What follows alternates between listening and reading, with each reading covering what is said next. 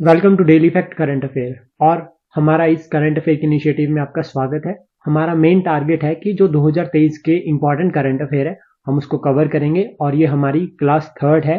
मतलब हम third video जो है वो यूट्यूब पे अपलोड करने जा रहे हैं करंट अफेयर के रिगार्डिंग। और इससे पहले जो है हम वो जनवरी मंथ को पूरा कवर कर चुके हैं। अभी हम फरवरी मंथ के कुछ एक इंपॉर्टेंट करंट अफेयर्स देखेंगे। और हमारे ये करंट अफेयर्स जो है वो पुलिस, पटवारी, अलाइड सर्विसेज और साथ में एचएएस के लिए बहुत इंपॉर्टेंट रहेंगे, क्योंकि एचएएस का ये ट्रेंड है कि वो पिछले 1-2 साल के करंट अफेयर्स जो इंपॉर्टेंट है उनको रिपीटेड जो है वो पूछता है एग्जाम में। और रिसेंटली के नाम पर जो है वो पिछले 1-2 साल का करंट अफेयर जो पूछा ही जाता है। तो शुरुआत करते हैं चाइना के साथ कि चाइना की जो रिसेंट पॉपुलेशन अपडेट्स की अगर हम बात करें तो उनकी जो पॉपुलेशन है उसमें डिक्लाइन हुआ है।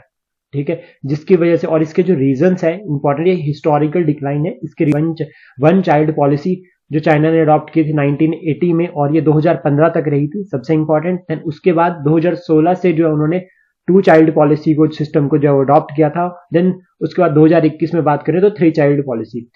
पहला रीजन तो ये हो गया कि डिक्लाइन की उन्होंने 1980 से लेकर 2015 तक जो है कि वन चाइल्ड पॉलिसी फॉलो की थी, जिसकी वजह से जो है कि काफी पॉपुलेशन में जो है कि डिक्लाइन उनकी हुआ था। उसके बाद high cost of living and high education, ये भी एक रीजन है। देन जीरो कोविड पॉलिसी, जो उनकी Covid restrictions norms, Covid restrictions थी वो बहुत टफ थी, जिसकी वजह से भी जो है वो काफी सारे जो है वो डेमोग्राफिक जो आउटलुक है उसमें चेंजेस आए हैं। ये बहुत इंपॉर्टेंट है। और चाइना की अगर हम बात करें तो रिसेंटली न्यूज में रहता ही है belt and road initiative, BRO जिसको हम कहते हैं, बेल्ट एंड रोड इनिशिएटिव, जो 2013 में उन्होंने लॉन्च किया था और 2023 में इसको 10 साल हो गए हैं। इंपॉर्टेंट है। और अभी अगर हम बात करें तो एक रिसेंटली एक यूरोपियन कंट्री है, कमेंट बॉक्स में आपको बताना है कि वो कौन सी यूरोपियन कंट्री है जिसने अभी बेल्ट एंड रोड इनिशिएटिव से जो है वो साइन आउट किया है। बहुत इंपॉर्टेंट कंट्री है।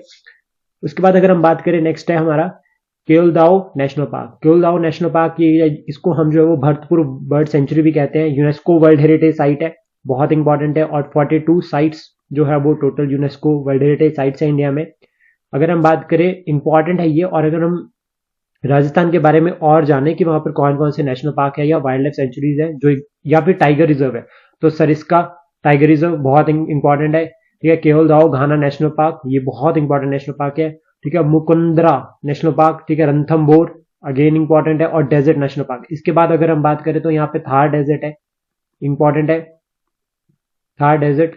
और थार डेजर्ट की अगर हम बात करें तो इसका एक्सटेंशन जो है वो राजस्थान से पंजाब में भी है थोड़ा सा, प्लस पाकिस्तान की तरफ भी जो है इसका एक्सटेंशन है। तो ये जो है कि एक international desert India and Pakistan, बहुत important exam point of view से। और आगे अगर हम बात करें राजस्थान के बारे में, और तो इस साइड पे जो है हमारी अरावली हिल्स है, जो एक्सटेंशन है गुजरात से। अरावली हिल्स की अगर हम बात करें, एक्सटेंशन गुजरात से लेकर दिल्ली तक, इंपॉर्टेंट है अरावली हिल्स भी। और इलीगल माइनिंग के रिगार्डिंग जो ये बहुत न्यूज में रहती है, और यहाँ से भी जो है वो क्वेश्चन आने के चांसेस है। प्लस राजस्थान से के जो नेशनल पार्क और टाइगर रिजर्व है ये बहुत इंपॉर्टेंट है। अगर हम बात करें टाइगर रिजर्व्स में, तो 1973 में जो है वो हमने प्रोजेक्ट टाइगर लॉन्च किया था। बहुत इंपॉर्टेंट है प्रोजेक्ट टाइगर। उस अभी अगर हम बात करें रिसेंटली तो 54 टाइगर रिजर्व्स भी है, जिसमें जो आपका ये रणथंबोर टाइगर रिजर्व या सरिस्का टाइगर रिजर्व, ये बहुत इंपॉर्टेंट हो जाते हैं।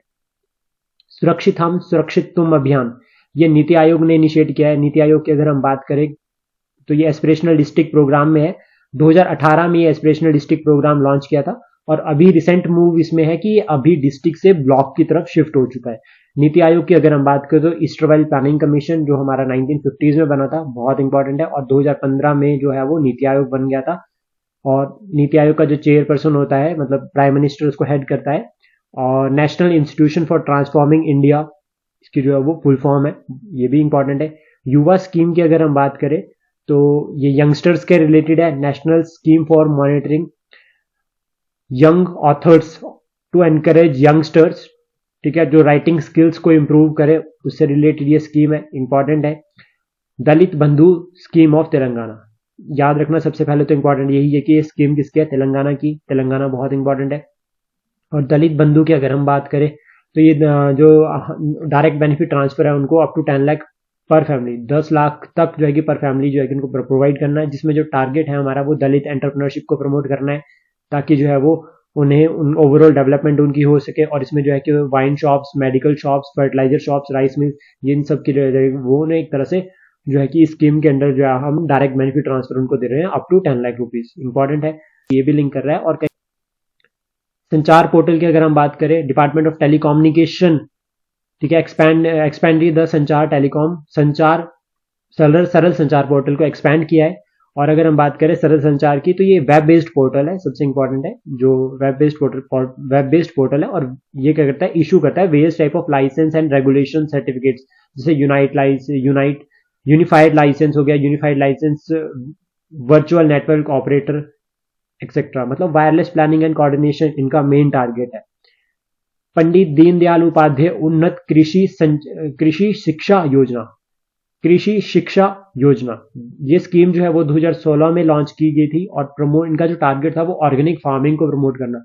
ऑर्गेनिक फार्मिंग से अगर हम बात करें, जब जो है हम बायोकेमिकल फर्टिलाइजर्स को अवॉइड करते हैं, और हमारा जो टारगेट रहेगा वो क्या रहेगा, एक जो सिंपल और नेचुरल ऑर्गेनिक कहें या फिर कह सकते हैं फर्टिलाइजर्स है, उनको यूज करना, जो काउ बेस्ड डंग हो गया, ठीक है। और अगर हम बात करें अदर एग्रीकल्चरल वेस्ट, उसको जो है हम वो यूज करेंगे इन फॉर्म ऑफ फर्टिलाइजर्स। तो ये हमारा टारगेट है, और इसको implemented by the education wing of the Indian council of agricultural research, ये इंपॉर्टेंट है। यूएन लैंड बात करें तो श्याम सुंदर जैनी, इन्हें, ये राजस्थान बेस्ड एक्टिविस्ट है, इन्हें ये अवार्ड मिला है, बहुत इंपॉर्टेंट है ये एग्जाम वर्ड ऑफिसर याद। World first artificial intelligence ship name, ठीक है, मे फ्लावर 400। सबसे पहले तो बात करते हैं कि ये आर्टिफिशियल शिप है intelligence, it is powered by artificial intelligence sun energy, that means work on solar energy, important है। और ये अनमैन्ड शिप है, वर्ल्ड की फर्स्ट।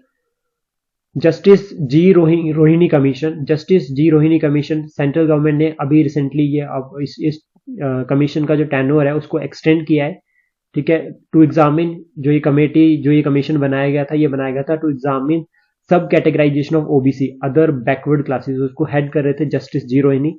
और कमीशन, ये कहा था कि commission now has until 31 January 2023 to submit its report, उनको तब 2000 जनवरी तक जो रिपोर्ट सबमिट करनी है, बहुत इंपॉर्टेंट है। और president appointed in 2017, justice Rohini commission की अगर हम बात करें तो इसको प्रेसिडेंट ने अपॉइंट किया था 2017 में, और अंडर आर्टिकल 340, तो ये बहुत इंपॉर्टेंट हो जाता है। और उसके बाद बात करें अगर हम सब कैटेगराइजेशन ऑफ ओबीसी, तो OBC granted 27% reservation in jobs and education under the central government, we all know recently. Sub categorization में अगर हम बात करेंगे तो ओबीसी में भी आगे सब कैटेगराइजेशन होगी, तो ये टारगेट है इनका। अगर हम हिस्ट्री की बात करें ओबीसी रिजर्वेशन की, तो सबसे पहला अदर बैकवर्ड क्लासेस के लिए जो कमीशन बनाया गया था वो था हमारा काका केलकर कमीशन, 1953 में सेटअप किया था। फर्स्ट बैकवर्ड कमीशन था ये for schedule caste and schedule tribes at national level. उसका मंडल कमीशन, और 1980 में मंडल कमीशन अपनी रिपोर्ट भी देते हैं, ये बोलते हैं कि जो ओबीसी पॉपुलेशन है 52% है, और जो कि 1257 जो है वो कम्युनिटीज बैकवर्ड है, उसके रिगार्डिंग फिर आपका 10% एक्स्ट्रा कोटा आता है इकोनॉमिकली बैकवर्ड सेक्शन के लिए 1991 में। देन उसके बाद इंदिरा सवने केस होता है, जिसमें सुप्रीम कोर्ट जो है वो क्या कहता है कि ये सोशल एजुकेशनल बैकवर्डनेस जो है वो रिकॉग्नाइज, जो इंदिरा सवने केस में जो है 10% कोटा था, इसको कैंसिल आउट करता है। और यहाँ पे जो है वो क्रीमी लेयर डिसाइड करने की बात भी की जाती है। देन 27% रिजर्वेशन जो है वो आर्टिकल 16(4), मतलब 16 सब क्लोज 4 और 15 सब क्लोज 4, एक ये हो गया, प्लस 15 सब क्लॉज 6 और 16 सब क्लॉज 6, ये दोनों आर्टिकल बहुत इंपॉर्टेंट है। यहां से जो है वो क्वेश्चन मतलब आ चुका है एग्जाम में, और अभी आने के चांसेस भी बहुत ज्यादा है, क्योंकि काफी जो है रिजर्वेशन को लेकर काफी न्यूज में रह रहा है।